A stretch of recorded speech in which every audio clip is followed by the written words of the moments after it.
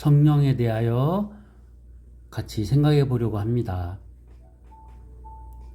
1960년대 이후에 들어와서 한국교회는 성령 운동에 호소하여 무엇인가 새로운 모습을 찾아내려고 하였습니다. 그렇지만 그러한 운동의 성급함이나 속도에 비하여 우리가 성령님에 대하여 알고 있는 바는 너무나 빈곤한 것도 사실이었습니다. 결국 바르게 인도되지 못한 성령 운동은 교회 안에 더 많은 폐단과 그릇됨을 심어놓기에 이르렀습니다. 특히 성경에서는 한 번도 사람들의 운동이나 열의에 의하여 성령님의 도우심이나 능력이 도입된 경우가 없음에도 불구하고 우리 시대의 교회는 성급하게도 사람들이 앞에 나서서 성령 충만의 춤을 연출하여 내었던 것입니다. 사실 성령 운동을 주도하는 사람들로부터 나오는 책이 있고 건강한 성령 하나님에 관한 글을 보지 못하였습니다. 이러한 빈곤에서 이루어지는 성령 운동은 결국 감정 운동이나 경건 운동으로 빠져버릴 것은 자명한 이치입니다. 그러한 운동은 사람들을 감정적으로 부추겨 놓았을지라도 그것은 교회의 진정한 생명은 아니었습니다. 또한 그것이 내면화되어서 경건한 심정의 만족 속에 살아가는 사람들을 만들어 놓았는지는 몰라도 그것이 진정한 그리스도인의 영적인 생활은 아니었습니다. 그럼에도 불구하고 이러한 운동은 어느 시대에나 있어 왔기 때문에 우리는 시급히 성경에서 가르치는 균형 있고 이해될 수 있는 입장을 수립하고 정립하는 것이 중요하다고 생각합니다. 그리고 그래야 할 또 하나의 이유는 성령님의 도우심이나 인도에 관한 부분은 언제나 우리에게 매우 중요한 부분이기 때문입니다. 우리는 주로 그 문제점들을 생각하며 지금까지의 운동들이 어떻게 그릇되어 있었는지를 생각하고 살펴볼 것입니다. 그리고 우리가 정상적으로 생각하고 나아가야 할 방향을 제시하고자 합니다. 중요한 것은 성령에 대한 이론이 아니라 어떻게 하면 성령의 능력을 받을 것인가, 어떻게 하면 성령의 능력을 행할 것인가, 여기 있는 것이 아니라 우리의 성령, 하나님께 대한 마음의 상태, 성령님을 어떻게 인식하고 그분을 어떻게 섬기고 모셔야 하는가, 그러한 데에 있다는 것을 늘 염두에 두어야 할 것입니다. 우리가 성령 충만, 곧 성령의 인도하심과 다스림을 받으며 살아가기 위해서 성령님께 대하여 마음의 상태와 위치를 어떻게 가지고 살아가느냐 하는 것이 핵심입니다. 우리의 많은 운동과 이론에도 불구하고 그것이 없다면 무슨 의미가 있겠습니까?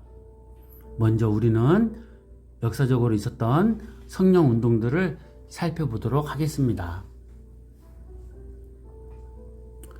첫 번째로 몬타누스의 성령 운동입니다. AD 150년경에 몬타누스를 중심으로 오순절을 동경하는 성령 운동이 일어났습니다.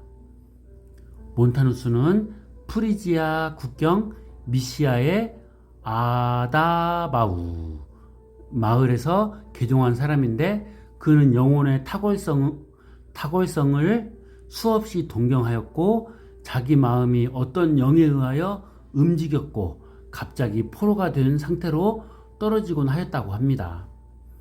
황홀경에 들어가 열광이 시작되었고 알아들을 수 없는 말을 중얼거리기 시작하고 이상한 예언을 하였다고 합니다.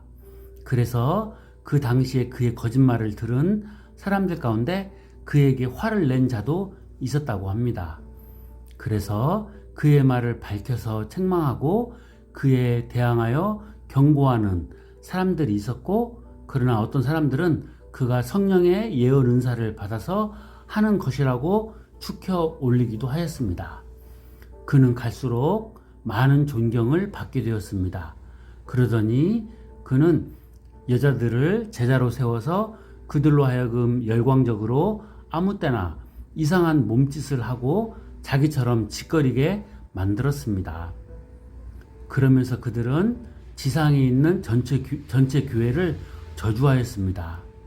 이때 아시아 전역에 있던 신실한 성도들은 모여서 그들의 새로운 교훈들을 조사하여 이교, 그러니까 이단으로 선언하고 추방하였던 것입니다.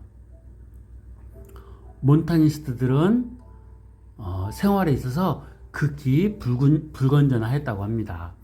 교회 역사가 필립 샤프의 말대로 하면 그는 몽유병적인 황홀경에 빠져 자기를 약속하신 보혜사라고 생각하였다고 합니다. 그리고 페부자의 천년 통치가 임박했다고, 그러니까 페부자라는 곳에서 천년 통치가 임박했다고 외쳤으며 자신들은 영적인 그리스도인이라고 자처하였습니다. 몬타누스는 세례를 받을 때 방언과 예언을 하기 시작했고, 성령께서 자신을 통해서 말씀하시려고 하신다고 했습니다. 이들은 임박한 재림에 대한 열망과 예언이나 방언의 은사를 강조하였습니다. 그리고 금육주의를 추구했습니다.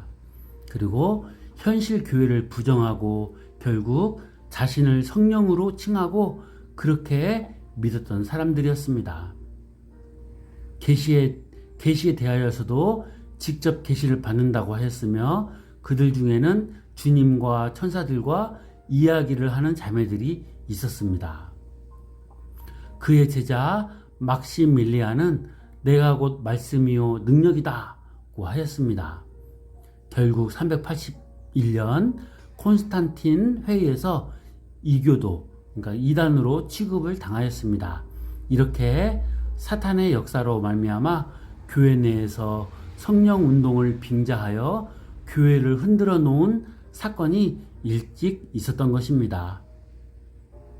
그리고 제세례파의 성령 운동입니다. 이 분파 운동은 종교개혁 이후에 일어난 것인데, 제세례파라는 명칭은 카톨릭이나 기타 어떤 분파에서 받은 세례를 인정하지 않고 다시 고백을 듣고 세례를 받아야 된다고 주장함으로써 그 이름이 붙여졌습니다. 그런데 이들은 그 정신이 좋고 그 순교를 위한 소원은 좋았지만 보다 더 중요한 부분들에서 성경적 교훈을 떠나고 있었습니다. 그들은 성령의 직접적인 말씀, 내적인 비추임을 강조하였습니다. 그래서 그들은 성령께서 직접 역사하심으로 어떤 외적인 권위에 얽매일 필요가 없었습니다. 따라서 국가, 교회, 성경, 제도를 부인하였습니다. 성령께서 내적으로 비춰주시니 성경 말씀에 매여 있을 필요가 없다고 여겼습니다. 자신이 느끼는 대로, 자기가 깨달아지는 대로 하는 말이 곧 성령의 역사와 조명이 되어버렸습니다. 결국 진리의 기준은 사라지고 소위 자기들의 체험이라고 하는 것이 그 자리를 차지하였습니다. 그래서 결국 개혁자들에 의하여 이단으로 지목되었습니다. 그리고 크게 웨슬리안의 성령 운동입니다. 그 중에 감리파 운동을 생각하겠습니다. 이들은 완전 성화, 소위 완전주의를 주장하는데 성령께서 오셨지만 우리에게 내주하신 것이 아니라고 주장하면서 그리스도인들이 성령으로 중생하였다 할지라도 제2의 특별 은혜를 체험하여야 한다고 합니다. 그것이 곧 오순절 성령 강림의 의요 성령 세례라고 합니다. 우리는 성령 세례를 받아야 하는데 그 성령 세례를 받을 때 성령께서 우리 안에 내주하시고 그때 완전한 성화를 이룰 수 있다고 합니다. 이 주장은 감리교, 성결파, 오순절파의 운동의 근거가 되었습니다. 다음은 성결파 운동의 탄생을 생각해 보겠습니다. 웨슬레주의 경건 운동이 휘필드나 찰스 피니와 같은 사람들을 통하여 미국에서 일어났습니다. 이것이 부흥 운동의 시초들입니다. 여기에서 성결파 운동이 일어났습니다. 역시 이들도 제2의 특별 은혜를 받아야 한다고 하고 그것을 성령 세례라고 하였습니다. 그래야 완전에 이를 수 있기 때문입니다. 우리는 미국의 60년대 성결교 부흥 운동에서 이번 기회에 특별한 은혜를 받자라고 외치는 소리를 하는 것을 보면 또 우리 한국 교회에서도 그렇죠. 이번 기회에 특별한 은혜를 받도록 합시다. 이제 하는 것이 있다면 바로 그러한 신학적인 배경에서 온 것이라는 것을 알아야 되겠습니다. 다음은 오순절파 운동의 탄생입니다. 1901년 찰스 파함이라는 감리교 목사와 성경 공부를 함께하는 사람들이 있었는데 초대교회에 대한 연구를 하다가 초대교회의 특색을 찾았는데 하나는 성령 세례요, 다른 하나는 방언이었습니다. 그래서 그때부터 이 두 가지를 놓고 설교하고 방언을 가르치기 시작하였습니다. 그래서 그 지역에서 쫓겨나서 로스앤젤레스로 와서 집회를 갖고 성령 세례와 방언을 계속 가르쳤습니다. 그때 감리교 목사 시무어라는 사람과 연결이 되어 함께 오순절 집회를 하였습니다. 그때 스칸디나비아 감리교 목사가 이에 영향을 받아 유럽으로 가서 그 운동이 유럽으로 번지게 되었습니다. 오순절 운동은 그동안 많은 반대를 받다가 지금은 약 30여 개의 교파로 나누어져 있는데 1950년대에야 WCC에 가입하여 교단 인정을 받게 되었습니다. 그 후 오순절 운동은 많은 문제점으로 약화되다가 60년대부터 신오순절 운동이 일어나 카톨릭과 기성교회로 파고들어가 은사운동이라는 형태로 나타나고 있습니다. 이렇게 해서 세계적인 운동이 된 것입니다. 오순절 운동에 속한 사람으로서 거기에 신학적 영향을 준 사람이 R.A. 토레이라는 사람입니다. 이상의 분파 속에 들어있는 오순절 운동의 주장에 대하여 살펴보면 우선 미국의 교회들의 진행 방식이나 또는 생활 방식은 부흥의 방식입니다. 이런 부흥운동 방식으로 체질화된 영국의 웨슬레 운동가였던 휘필드가 미국으로 와서 운동을 벌이고 거기에 찰스 피니가 확대시킨 데 근원을 두고 있습니다. 그래서 이들의 부흥운동은 성령의 제2의 특별 은혜를 구하는 방식으로 전개되기 마련이었습니다. 그래서 그들은 열심히 박수를 치고 금식하면서 열심으로 찬송하고 간증하고 안수를 받기도 하였습니다. 찰스 피니는 이 제2의 특별 은혜를 받은 표를 사랑이라고 하였습니다. 이 단계가 완전 성화의 단계였습니다. 그래서 그들은 갑작스럽고 뜨거운 중생의 경험과 제2의 은혜, 성령 세례를 추구하여 열심히 노력하였습니다.